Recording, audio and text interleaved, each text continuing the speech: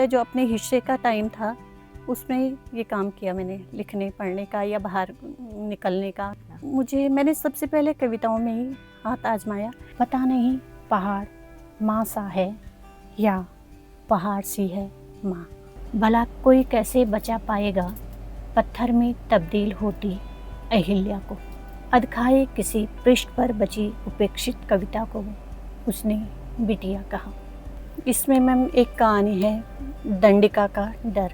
अनुवाद मुझे बहुत कठिन लगता है मैम, मैं पर्सनली कहूँ तो अनुवाद एक तरफ से मतलब मैं कहूँगी कि पुल का काम करता है मैम।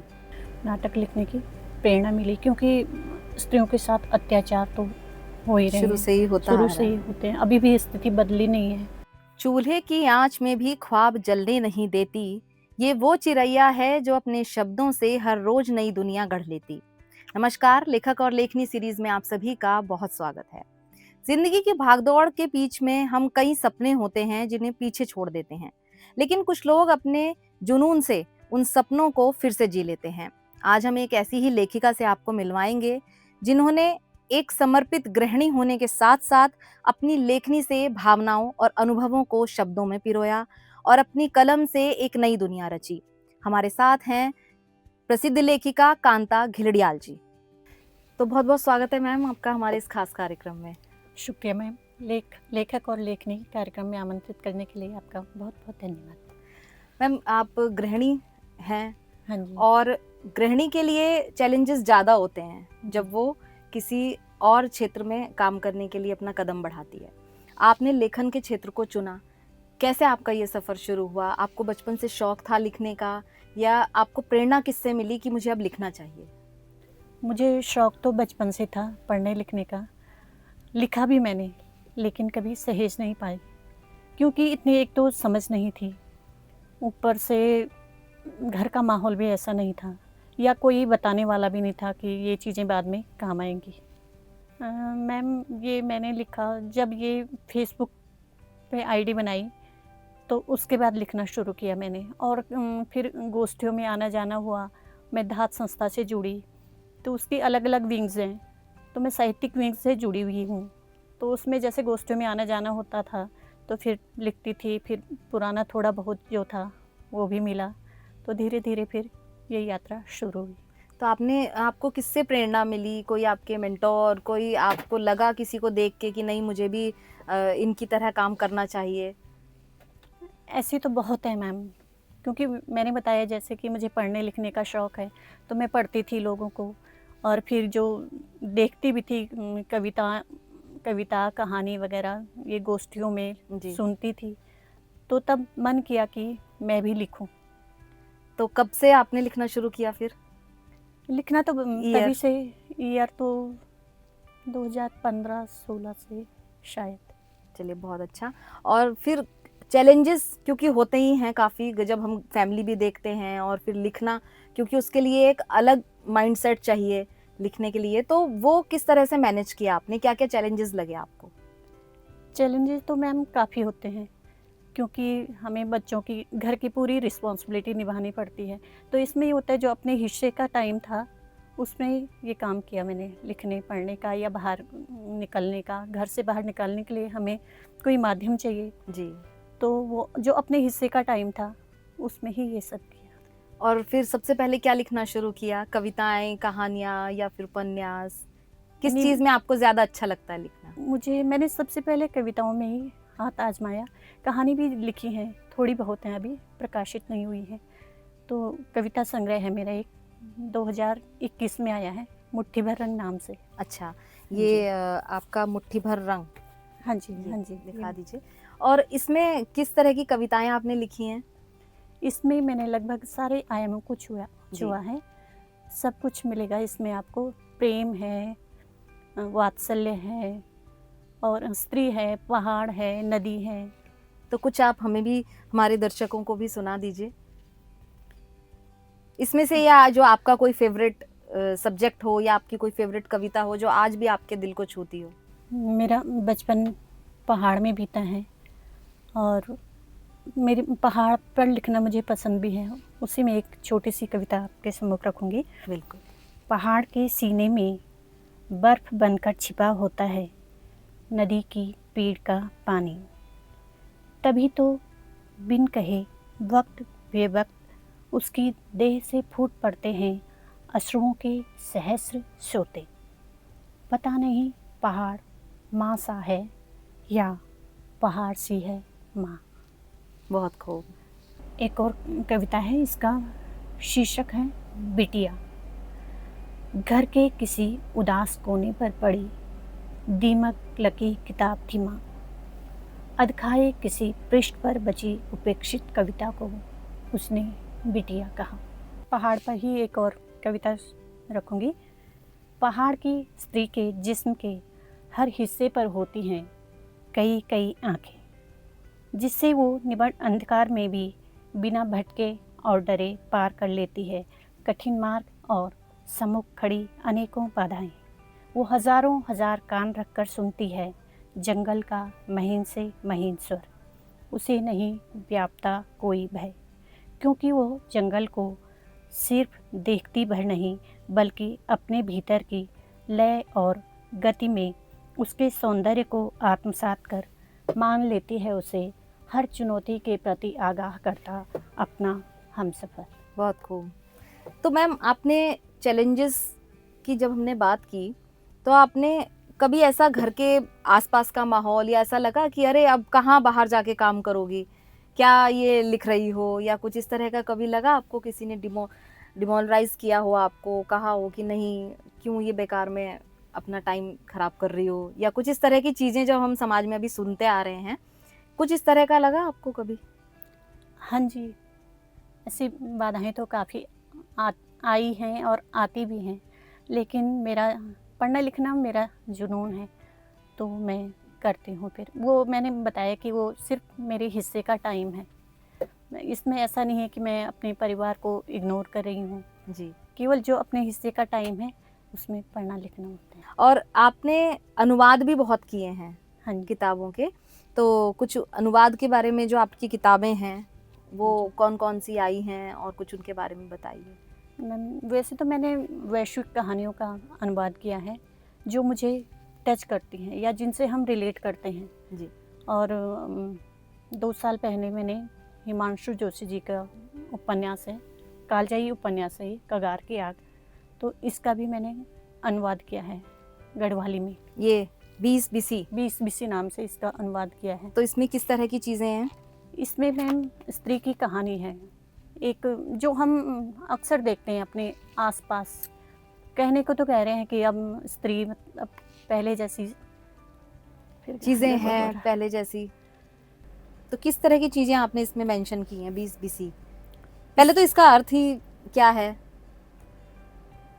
इसकी जो ये उपन्यास की कहानी है, ये 20 BC जो अमाउंट है अच्छा, अमाउंट को लेकर ये के अमाउंट है, को जी। लेकर है। उसी के जो इस नायिका है, जो उपन्यास की नायिका है, जो इसके अपने हैं, उन्हीं के साथ इसका संघर्ष चलता है, तो उसी की कहानी है।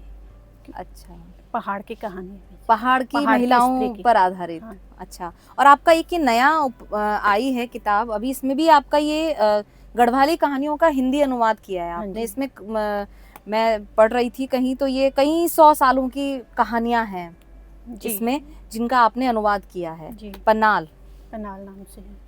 बोलकर बता इसमें दीजिए।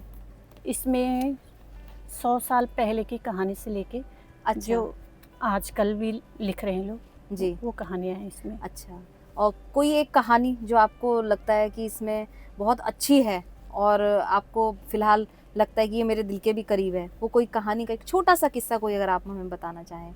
इसमें मैम एक कहानी है दंडिका का डर। दंडिका का डर? हाँ जी, डंडे का? डंडे का। अच्छा। हाँ, जैसे अब तो स्कूल्स में ये रूल्स हो गया कि टीचर्स बच्चों को डांट भी नहीं सकते, जी। लेकिन हमारे समय में भी यार हमसे पहले भी बच्चों को काफ़ी प्रताड़ना मिलती थी स्कूल में, तो उसी पर ये कहानी है, बहुत मार्मिक कहानी है, तो अच्छा। मेरी पसंदीदा है। और ये आपका पहला हिंदी में अनुवादित जी, है? हाँ उसके अलावा आपने गढ़वाली में ही किए हैं सारे? आपका एक ये हाँ जी, मैंने वैश्विक कहानियाँ की हैं। अच्छा। वो भी गढ़वाली में अनुवाद की हैं, और ये 20 BC भी गढ़वाली में है। राष्ट्रीय पुस्तक न्यास में भी आपने उसमें भी गढ़वाली में की हैं 4 पुस्तकें। 4 पुस्तकें। हाँ जी। अनुवाद की आप बात कर रहे हैं तो अनुवाद आपको गढ़वाली में ज़्यादा आपका रहा है हाँ जी। और हिंदी में भी है, तो अनुवाद कितना कठिन है लेखन से, आपको क्या लगता है? अनुवाद मुझे बहुत कठिन लगता है मैम, मैं पर्सनली कहूँ तो, क्योंकि इसमें हमें दूसरे जो लेखक हैं, दूसरा जो जिसकी कृति का हम अनुवाद करते हैं, उसकी आत्मा में घुसना पड़ता है। और मुझे गढ़वाली अनुवाद सहज लगता है फिर भी, लेकिन जो ये अभी ये पनार हिंदी अनुवाद किया है, जी, इसमें काफ़ी मुश्किलें आई हैं, क्योंकि हमारी जो शब्दावली। हाँ, गढ़वाली जी। जो भाषा है वो काफ़ी समृद्ध है जी। और हिंदी में वो शब्द नहीं मिलते हैं हमें, तो थोड़ा कितना मुश्किल समय हुई है। लगा आपको इसे करने में? इसमें लगभग 2 साल। 2 साल लगे हैं मैम कहानियों का चयन करने में। कितना चैलेंजेस आप मानते हैं कि मतलब लिखना ज़्यादा आसान है या अनुवाद? अनुवाद मुश्किल लगता है मुश्किल मुझे, है। हाँ, क्योंकि शब्द नहीं मिलते हैं। और कितना ज़रूरी है आज के समय में अनुवाद? क्योंकि बच्चे हैं, हमारी गढ़वाली बोली भाषा को हम और समृद्ध अगर देखना चाहते हैं तो अनुवाद की क्या भूमिका आप समझती हैं? अनुवाद एक तरफ से मतलब मैं कहूँगी कि पुल का काम करता है मैम, अन्य भाषाओं के साथ। या जैसे मैंने इसका अनुवाद किया है अभी हिंदी में, तो ये जो व्यापक पाठक वर्ग है उस तक पहुँच होगी। फिर जैसे हमारे घरों में भी है, मेरे बच्चे भी हैं, तो वो गढ़वाली समझ तो लेते हैं लेकिन पढ़ नहीं पाते।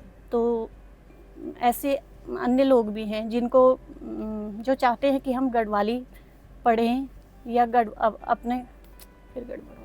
पहाड़ में तो फिर भी इस वक्त गढ़वाली बोली भाषा है या अन्य क्षेत्रीय जो भाषाएं हैं वो थोड़ी बहुत बोली भी जा रही हैं।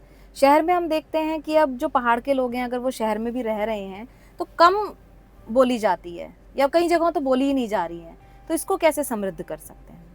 इसके लिए हमें कथनी और करनी एक जैसी रखनी पड़ेगी, क्योंकि हमें, जैसे मैं अपने घर की बात कर रही हूँ, तो मेरे बच्चे भी गढ़वाली समझ तो लेते हैं लेकिन बोल नहीं पाते।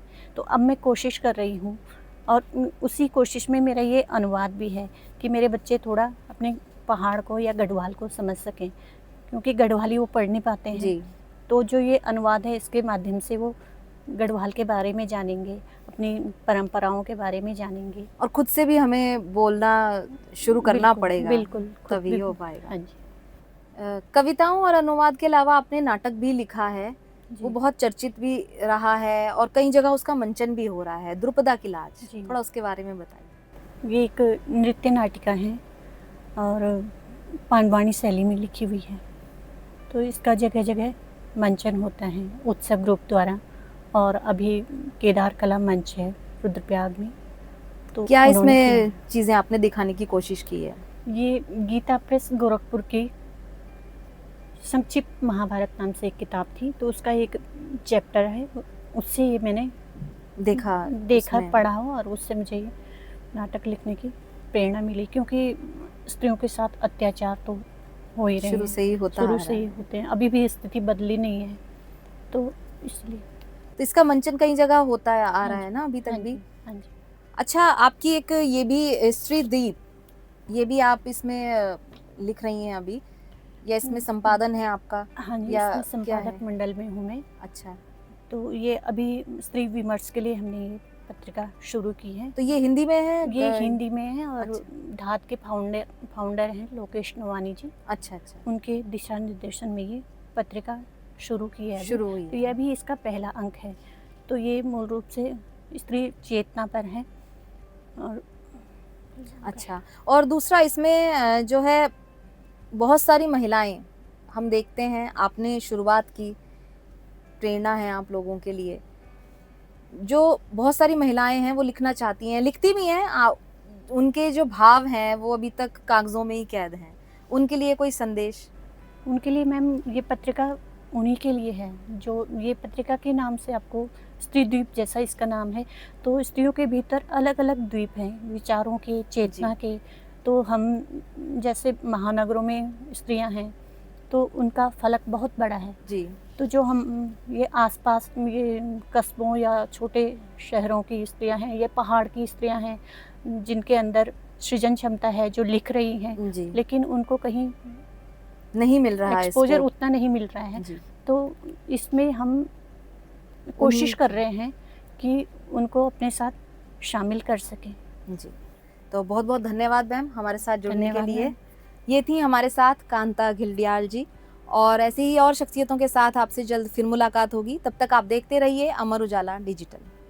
अगर आप ये वीडियो YouTube पर देख रहे हैं तो हमारे चैनल को सब्सक्राइब कर बेल आइकन दबाएं, और Facebook पर देख रहे हैं तो हमारे पेज को लाइक करें।